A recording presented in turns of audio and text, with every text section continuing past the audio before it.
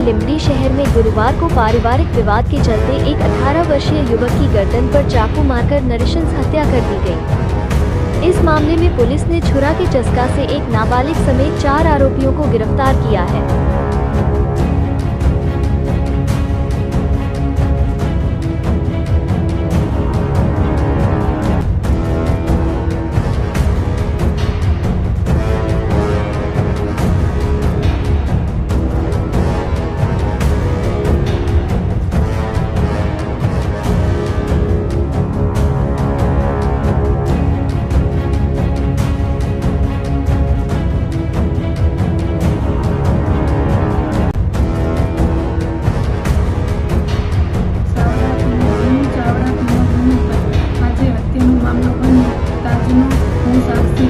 આ ઘટના મારી નજર સમક્ષ સત્ય ઘટના હું જાણું છું કે ખોટા મામીના અડપલા કર્યાની social media, TV media, paper media જે આ વાતો વાયરોપે ફેલાઈ રહી છે તે તદ્દન ખોટી છે। સત્ય વસ્તુ હું જાણું છું।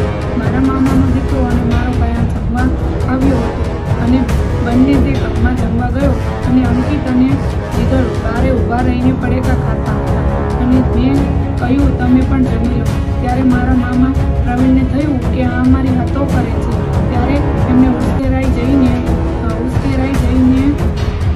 અમને ગાળો આપી અને એમનો દીકરો બહાર આવીને સહમત બની અમારા પર હુમલો કરવામાં આવ્યો, જેમાં પહેલાં ધોકા લઈને પ્રવીણે હુમલો કર્યો હતો।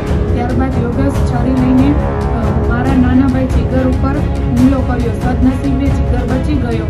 ત્યારબાદ મારા મામા પ્રવીણે કાતર આપી યોગેશને કહ્યું જીગર, અંકિત અને વિકાસ ત્રણેયને મારી નાખવા કહ્યું। ત્યારે આવેશમાં આવી અમારા ત્રણેય પર હુમલો કર્યો, જેમાં ગળાના ભાગે વધુ કાતર વાગી હતી। ગંભીર હાલત હોવાના કારણે તેને અમદાવાદ લઈ જતા સારવાર દરમિયાન વિકાસનું મોત નીપજ્યું હતું।